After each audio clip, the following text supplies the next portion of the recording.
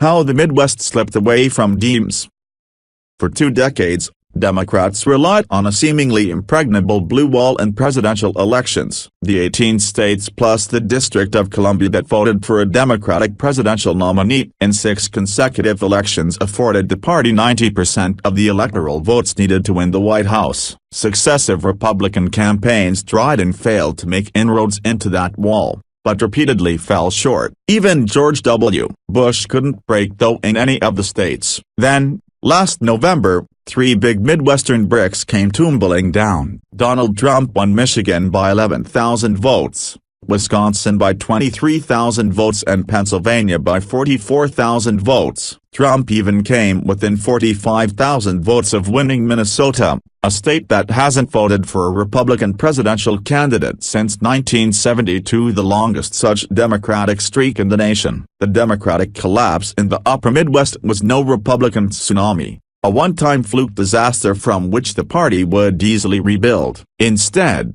it was a red tide, sweeping a specific kind of white working-class voter out of Democratic hands, and onto GOP shores beginning as early as 2010. The Midwest is ground zero here, said Matt Cantor, a Democratic pollster who hails from Wisconsin. After years of taking those states for granted, the math doesn't work in these states without winning large swaths of white voters. This is the 19th story in the Hill's Changing America series, in which we examine the demographic and economic trends influencing American politics today. The Midwestern states that handed Trump the White House flipped against Democrats thanks to a confluence of significant factors working for the GOP. First, white working-class voters hit hard by the recession took out their frustrations on the governing party. Second, minority groups and younger voters who turned out in record numbers for President Obama sat on their hands when it came time to pick his successor. Democrats who relied on the diverse coalition Obama put together in 2008 and 2012 were uniquely susceptible to that coalition's collapse in the upper Midwest. Those states are more likely to be whiter, older and less well-educated than the national average, all factors that correlate with conservative voting patterns. And those older, whiter, blue-collar workers have felt the stresses of a recession devastating to the manufacturing sector like no other group in America. Even before the recession, major industries that drive the Midwestern economy had begun to change. In 1950, 39% of Michiganders worked in the manufacturing sector, about twice the national average. By the 1970s, the energy crisis sent automakers into a tailspin, one that forced them to streamline their assembly lines and take advantage of new technology to cut costs and employees. Those technological advances have cost more jobs than other factors like globalization, regulations, and even recessions. There are now more industrial robots per worker in auto-heavy metropolitan areas like Toledo, Detroit, Grand Rapids and Youngstown than any other major city,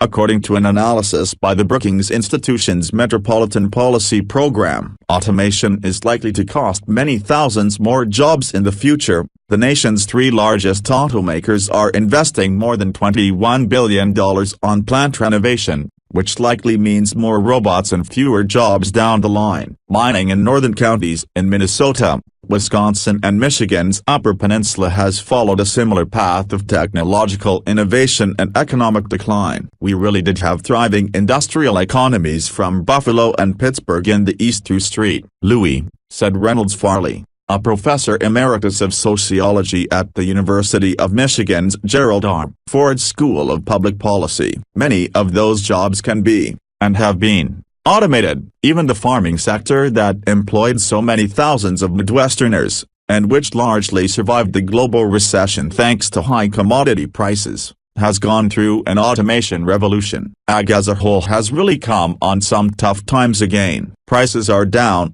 even though yields are good. Making a profit is difficult, said Gary Hendricks, a commissioner in Swift County, Minnesota. The economic stresses of a changing job market has caused a rapid migration of younger and more mobile workers away from rural areas around the upper Midwest. Michigan's Upper Peninsula has fewer residents now than it did in 1910, Farley said. Detroit's population today is just over a third of its peak, In 1950, Minnesota's Iron Range has a smaller population than it did in the 1960s. Even with population declines and economic anxiety, Democrats held their own across the upper Midwest, until Obama won office. 2 years later, longtime Democratic members of Congress David Obey, Wis, Bart Stupak, Michigan, and Jim Oberstar, Minnesota, left office, either having lost or retired. At the same time, Republicans won the governorships of Wisconsin, Michigan,